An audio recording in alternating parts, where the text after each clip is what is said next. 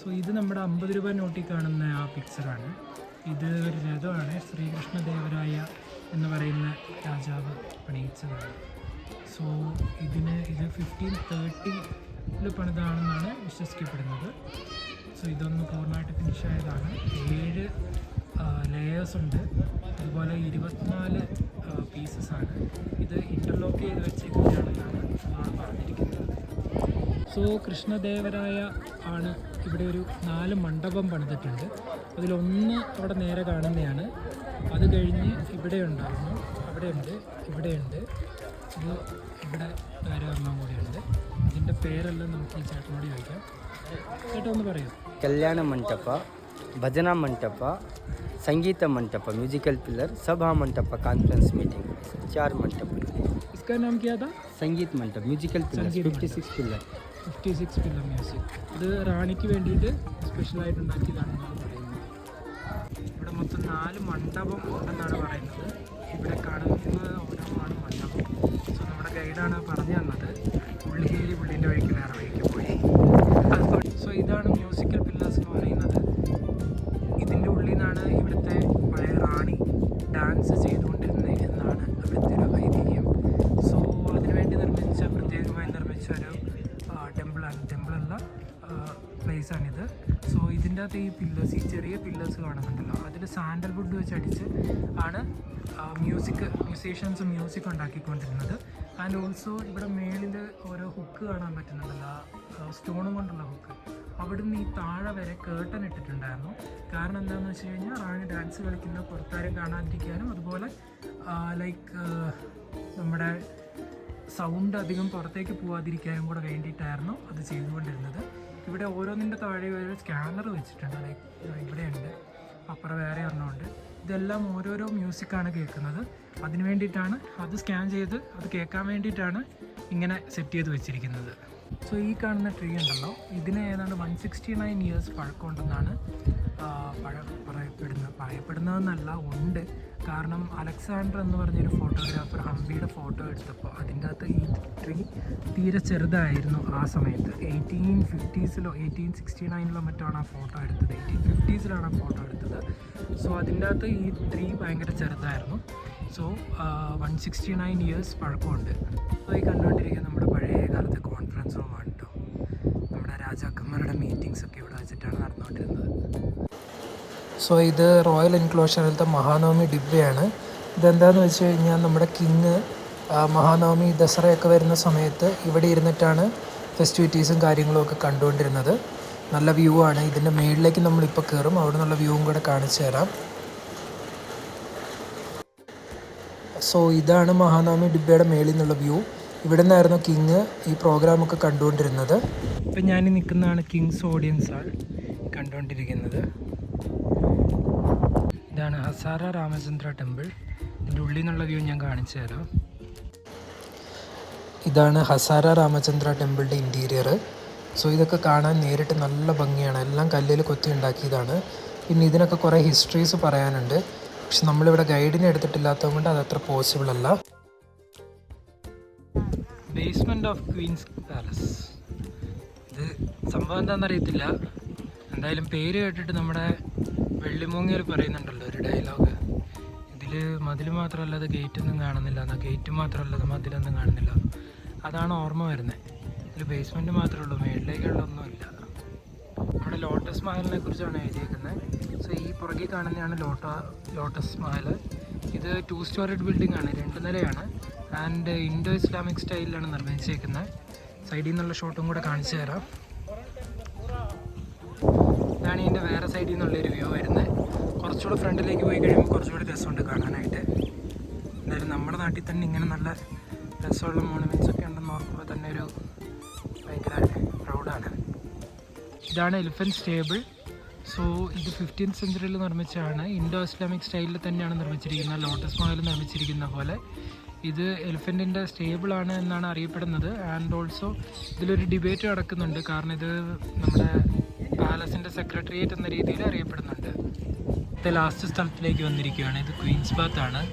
ആനന്ദത്തിൽ കുപ്പി പറയുന്നില്ലേ, നമ്മുടെ റാണിമാർ കുളിക്കുന്ന ഒളിഞ്ഞിരുന്ന് കാണാമെന്നൊക്കെ, ആ ഭാഗമാണിത്. ഉള്ളിലേക്ക് കയറി കാണിച്ചു തരാം. ഇതാണ് ക്വീൻസ് ബാത്തിൻ്റെ ഇൻറ്റീരിയർ, ഇങ്ങനെയാണ് വരുന്നത്.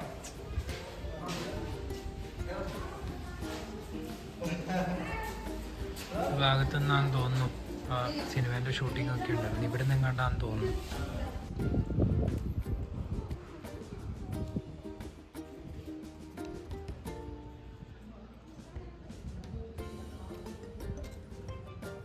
ഇതിവിടുത്തെ പഴയ മാർക്കറ്റ് പ്ലേസ് ആണ്. ഇവിടെയാണ് ചന്തയായിരുന്നത്. ഇവിടെയായിരുന്നു കച്ചവടങ്ങളെല്ലാം നടന്നുകൊണ്ടിരുന്നതെന്നാണ് പറയുന്നത്. ഇതിന് നേരെ ഓപ്പോസിറ്റ് തന്നെ ഒരു അമ്പലവും കൂടെ വരുന്നുണ്ട്. ഇതാണത്. ഇതിൻ്റെ ഉള്ളിലാണ് നമ്മളിപ്പോൾ കയറിയത്. ഇത് അമ്പലത്തിൻ്റെ താഴെയായിട്ട് തന്നെ വരുന്നൊരു കുളമാണ്. പുഷ്കർണി എന്നാണ് ഇതിൻ്റെ പേര്. നല്ല ബ്യൂട്ടിഫുൾ ആയിട്ടുള്ള സൈറ്റാണ്. നല്ല കാം ആൻഡ് ക്വയറ്റ് ആയിട്ടുള്ളൊരു സൈറ്റാണിത്.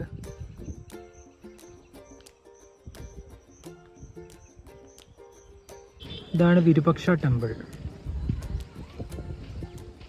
ഇത് ഫോണിൽ കാണുമ്പോൾ എങ്ങനെയുണ്ടെന്ന് അറിയത്തില്ല, പക്ഷെ നേരിട്ട് കാണാൻ ഭയങ്കര രസമാണ്. ഞാൻ സ്കൂട്ടറിലാണ് വന്നത്.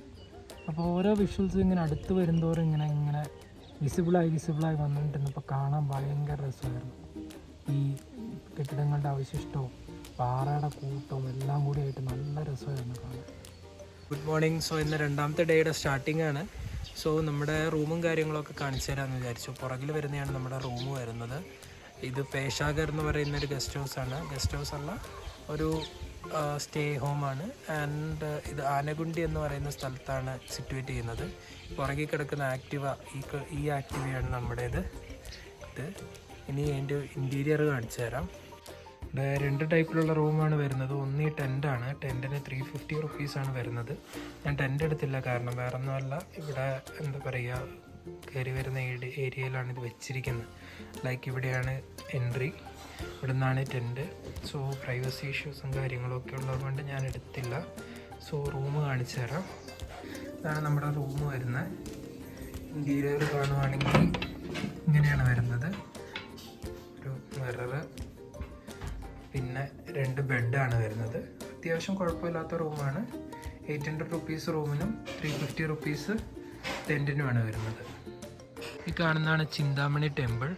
നമ്മൾ സ്റ്റേ ചെയ്തതിൻ്റെ തൊട്ടടുത്ത് തന്നെയാണ് ഇതുള്ളത്. ഇതിനടുത്തായിട്ടാണ്, ഇതിനപ്പുറത്തോടെയാണ് നമ്മുടെ തുംഗഭദ്ര റിവർ ഒഴുകിക്കൊണ്ടിരിക്കുന്നത്. അതിൻ്റെ ഡീറ്റെയിൽസും കാര്യങ്ങളൊക്കെ ഇവിടെ കൊടുത്തിട്ടുണ്ട്. സോ തുംഗഭദ്ര റിവർ ഇതാണ്.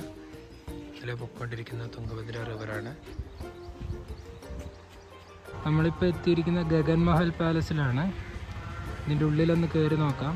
10 രൂപയാണ് ടിക്കറ്റ് ചാർജ്. അവിടെ എഴുതിയിട്ടുണ്ട് ഹിസ്റ്ററിയും കാര്യങ്ങളൊക്കെ. അത് വായിച്ചിട്ട് ഞാനൊന്ന് പറഞ്ഞുതരാം. നമ്മളിപ്പോൾ ഗഗൻ മഹൽ പാലസിൻ്റെ ഉള്ളിലേക്ക് കയറുവാണ്.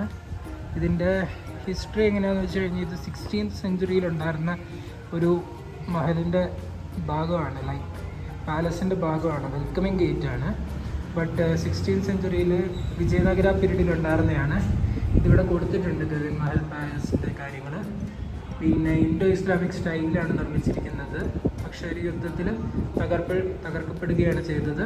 ആൻഡ് ഓൾസോ ഇത് റീബിൽഡ് ചെയ്തെടുക്കുകയാണ് ചെയ്തത്. പിന്നെ ഇതിൽ കൊടുത്തിരിക്കുന്നത് ഇതിൻ്റെ റീകൺസ്ട്രക്ഷൻ്റെ സമയത്ത് കുറേ ആർക്കിടെക്ചറൽ ഡീറ്റെയിൽസ് അൺകവർ ചെയ്തു എന്നുള്ള ഇതാണ്.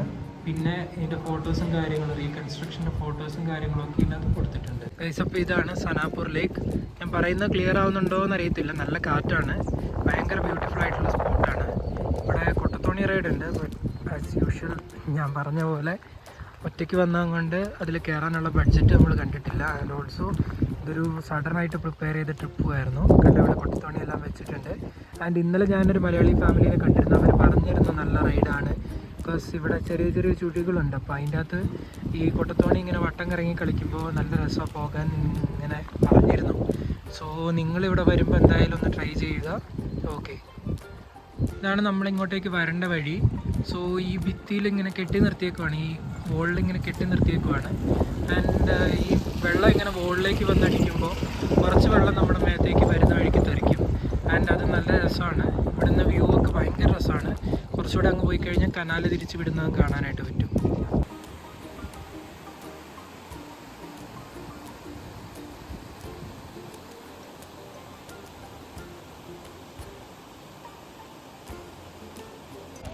ഇതാണ് പമ്പ സരോവർ.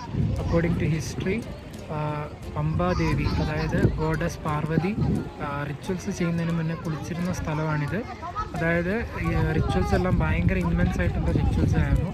ഇത് കഴിഞ്ഞിട്ട് ഇതിൻ്റെ നേരെ ഓപ്പോസിറ്റ് ഒരു അമ്പലവും കൂടെ നമുക്ക് കാണാം. ഇവിടെ മേലിലായിട്ടാണ് അമ്പലം.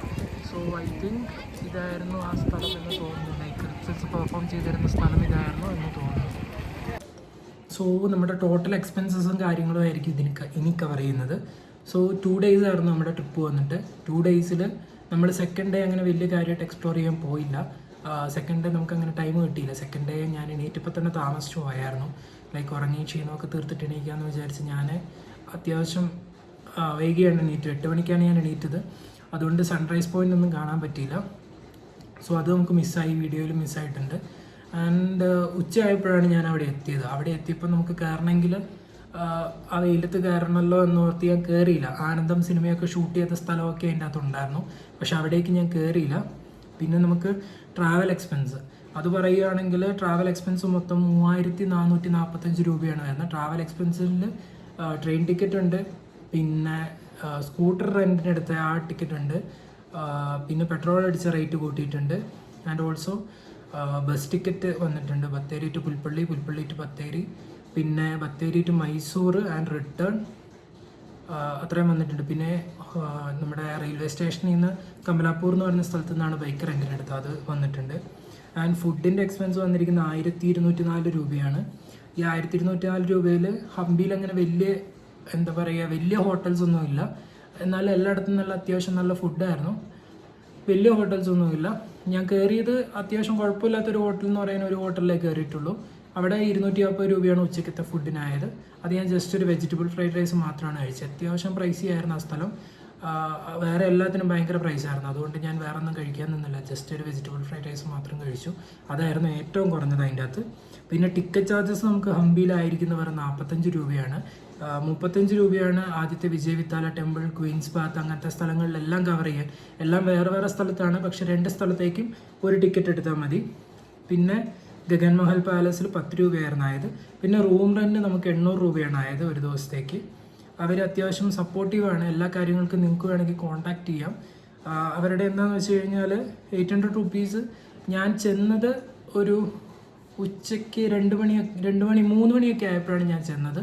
പിറ്റേ ദിവസം 4 മണിക്കാണ് ഞാൻ ഇറങ്ങിയത്. സാധാരണ ചെക്കൗട്ട് ടൈം 11 മണിയാണ്. പക്ഷെ അവരെന്നോട് പറഞ്ഞു നിങ്ങൾ വേണമെങ്കിൽ എല്ലായിടവും കറങ്ങിയിട്ട് വന്ന് ബാഗൊക്കെ ഇവിടെ വെച്ച് അതിനൊന്നും കുഴപ്പമില്ല, വന്നിട്ട് ഫ്രഷ് ആയിട്ട് പോയാൽ മതി എന്നൊക്കെ പറഞ്ഞു. കാരണം അത്രയും നല്ലൊരു സർവീസാണ് അവരുടെ അടുത്ത് നിന്ന് പ്രൊവൈഡ് ചെയ്തത്. സോ ഗസ്റ്റിൻ്റെ അടുത്തൊക്കെ നല്ല രീതിയിൽ പെരുമാറുന്നൊരു ടീംസാണ്. അപ്പോൾ അവരെ നിങ്ങൾക്ക് എന്താവശ്യത്തിനും വേണമെങ്കിൽ കോൺടാക്റ്റ് ചെയ്യാം. ഞാൻ അവരുടെ കോൺടാക്ട് നമ്പർ വേണമെങ്കിൽ ഡിസ്ക്രിപ്ഷനിൽ കൊടുത്തേക്കാം. സോ അത് വേണമെങ്കിൽ നിങ്ങൾക്ക് യൂസ് ചെയ്യാവുന്നതാണ് നിങ്ങൾ പോകുന്ന സമയത്ത്.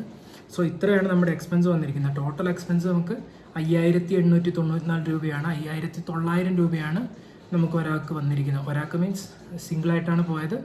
ആൻഡ് അതിൻ്റെ അത് പറയുകയാണെങ്കിൽ നമ്മൾ ട്രെയിൻ ടിക്കറ്റൊക്കെ സ്ലീപ്പർ എടുത്ത്, ബസ്സും സ്ലീപ്പറായിരുന്നു.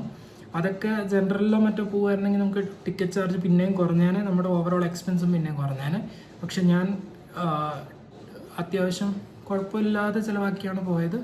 ആൻഡ് ഓൾസോ എല്ലാത്തിലും സ്ലീപ്പറും കാര്യങ്ങളും എടുത്തതും കൊണ്ട് അത്യാവശ്യം ഒരു റേറ്റ് വന്നിട്ടുണ്ട്. അത് കുറച്ചുകൂടെ കെയർ ചെയ്യുകയാണെങ്കിൽ വേണമെങ്കിൽ കുറച്ചുകൂടെ കുറച്ച് വേണമെങ്കിൽ പോകാൻ പറ്റും. അങ്ങനെയും കൂടെ വേണമെങ്കിൽ ശ്രദ്ധിക്കാം. ആൻഡ് ഓൾസോ ഈ ഒരു വീഡിയോയിൽ കുറച്ച് ഫ്ലോസ് വന്നിട്ടുണ്ടെന്ന് എനിക്കറിയാം.